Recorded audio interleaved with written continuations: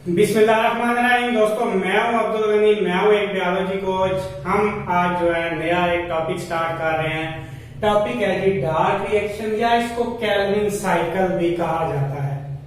अब Calvin cycle इसको नाम इसलिए दिया गया है कि जिस साइंटिस्ट ने इसे डिस्कवर किया था उसका नाम था मेल्विन केल्विन, और मेल्विन केल्विन जिसने डिस्कवर किया था उसकी डिस्कवरी की वजह से इस जो साइकिल है इसको केल्विन साइकिल का भी नाम दिया जाता है। तो डार्क रिएक्शन कह लें या केल्विन साइकिल कह लें, एक ही बात है। हम देखते हैं कि केल्विन साइकिल में क्या क्या होता है, डार्क रिएक्शन के कौन कौन से स्टेप हैं। देखें जी, यहाँ पे सबस्ट्रेट जो है, रॉ मटेरियल जो है वो है 5 कार्बन कंपाउंड। यहां से ये शुरू होता है 5 carbon compound.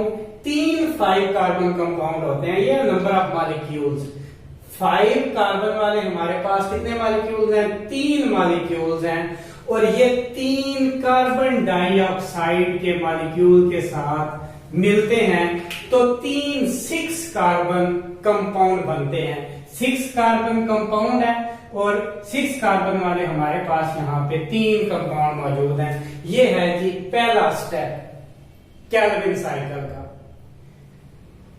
3 5 carbon compound 3 carbon dioxide के कंपाउंड के साथ मिलकर 6 कार्बन कंपाउंड बना देते हैं। ये पहला स्टेप है। अब ये जो 6 कार्बन कंपाउंड है ये बहुत अनस्टेबल है, और हर जो कंपाउंड है वो टूट जाता है और 3 कार्बन कंपाउंड बना देता है। ये देखें जी 3 कार्बन कंपाउंड, तो एक 6 कार्बन से बनेंगे 3 कार्बन, तो यहाँ पे टोटल कितने हैं? 3।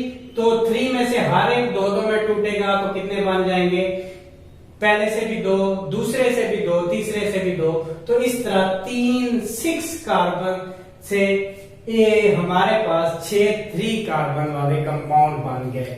अब यहाँ पे एटीपी के 6 मॉलिक्यूल और NADPH के 6 मॉलिक्यूल यूटिलाइज होते हैं, और ये जो 3 कार्बन वाले 6 कंपाउंड बने थे इनकी जो है रिडक्शन हो जाती है, और रिडक्शन होने के बाद 3 कार्बन कार्बोहाइड्रेट बन जाते हैं। अब इसमें से 3 कार्बन वाला जो एक है वो अलग हो जाता है, साइकिल से बाहर निकल जाता है, और 5 दोबारा जो है साइकिल में हिस्सा लेते हैं। देखें इन 5 ने दोबारा कन्वर्ट हो जाना है रॉ मटेरियल के अंदर 5 कार्बन कंपाउंड के अंदर। इससे हमारे पास दोबारा बनेंगे 3 5 कार्बन कंपाउंड। और ये जो एक अलहदा हुआ था, जब 2 दफा ये साइकिल चलेगा तो एक 3 कार्बन एक दफा अलहदा हुआ, दूसरा 3 कार्बन दूसरी दफा अलहदा हुआ। ये जब 2 हो जाएंगे दोनों मिलकर ग्लूकोज बनाएंगे, और ग्लूकोज क्या है? डार्क रिएक्शन का फाइनल प्रोडक्ट है। तो यहाँ पे 3 स्टेप्स पढ़े हैं हमने, तीनों आपको 1 बाय 1 बताता हूं। पहला 3 5 carbon compounds combine with 3 carbon dioxide to form 3 temporary 6 carbon compounds, each of which split into 2 3 carbon compounds। ये पहला स्टेप है। दूसरे स्टेप में the 3 carbon compound is reduced by ATP and NADPH forming 6 3 carbon carbohydrates।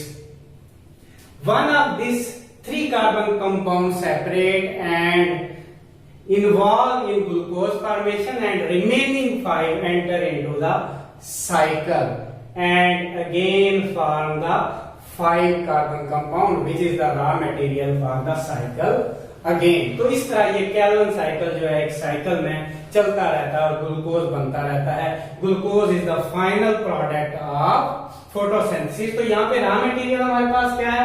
जो input है वो carbon dioxide है, और जो आउटपुट है वो ग्लूकोज है। बाकी जो है साइकिल्स के अंदर चीजें चलती रहती हैं।